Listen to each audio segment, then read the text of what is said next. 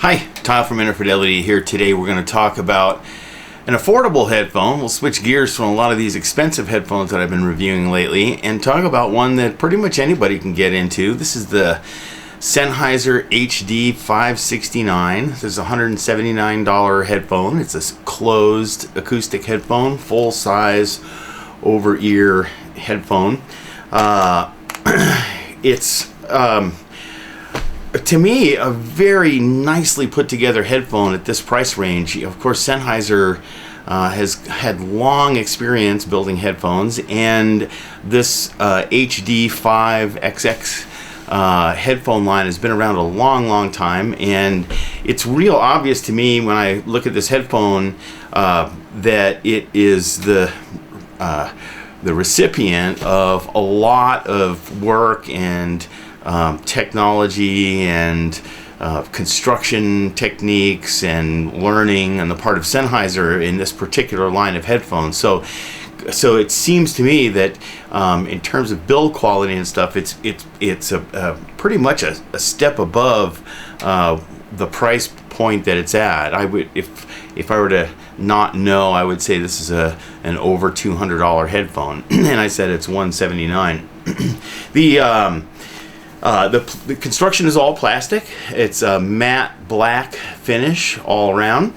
Has this ultra suede like material here. It's probably a some sort of version of that, but it's a synthetic material. The cups have really soft memory foam underneath this ultra suede material and a fairly large opening for your ears. It's a very comfortable headphone. It adjusts nicely and then stays in place well, kind of hugs your head. Really feels comfortable, and boy, you can wear it for long periods of time and remain comfortable. Great headphone for an office space or as such. The insets here is also feels like this ultra suede material. It's kind of a deader black, very a good look to it, and lots of comfort. In terms of accessories that come with this headphone, it just comes with two cables. It comes with the cables go into the left earpiece, and you twist it and pull out. Oops, there you go. They use a 2.5 millimeter tip ring sleeve on this one, and it goes deep into the socket here, so you're probably not going to find any aftermarket cables that are going to fit in there. But a headphone at this price, I really wouldn't be too worried about the improving the cables. The long cable is a 3-meter cable. It's kind of tangling myself up here, and has a 1/4-inch headphone jack on the end. The other cable is a 4-foot tip ring sleeve, 3.5 millimeter straight plug to the connector that goes into the headphone, and it has a 1-button remote on it. These headphones are quite efficient, so they power easily from a smartphone. In terms of sound quality, they're quite good. Not ideal, of course, at this price point, but quite good.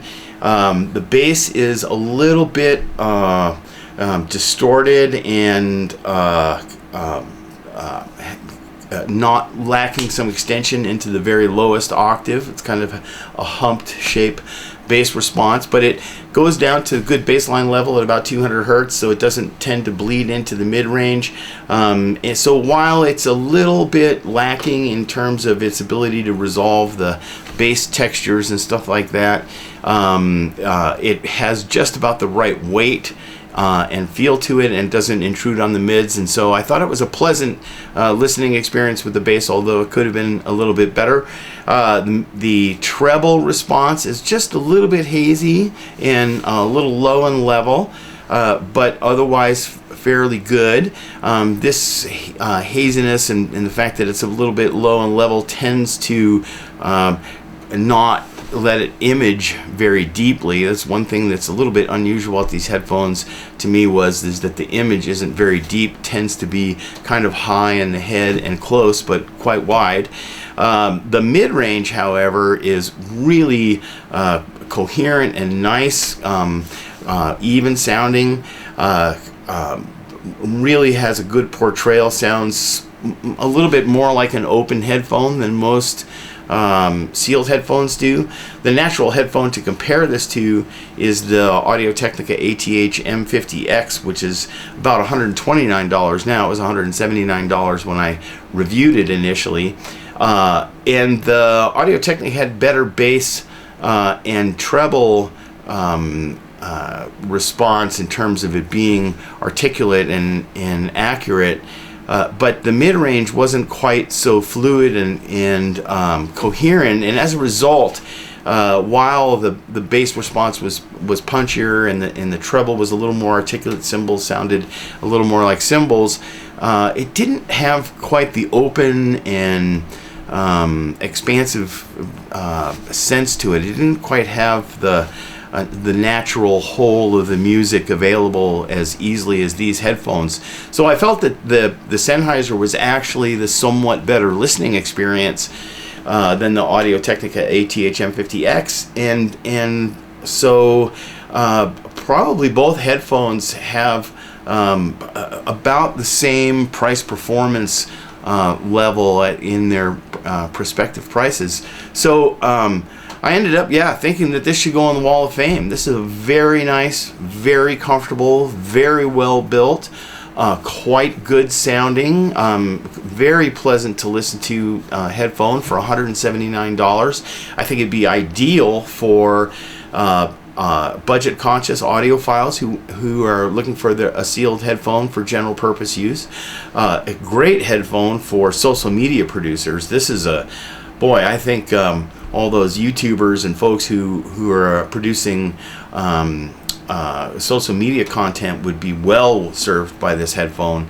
I think audio pros would also appreciate it, either entry-level audio pros for their main headphones, or folks who need sealed headphones to have around the office or have around the studio. So it's good for that. So this is a good general purpose sealed headphone at $179, the Sennheiser HD569.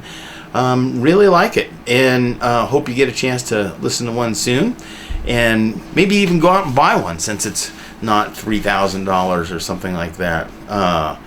I certainly would. This would be a headphone that I would personally buy if I were in the market for this type of headphone and didn't have this job. So, but I think this is a really solid offering by Sennheiser, who of course, if anybody knows how to do it, they do, and if they certainly made it evident with this headphone.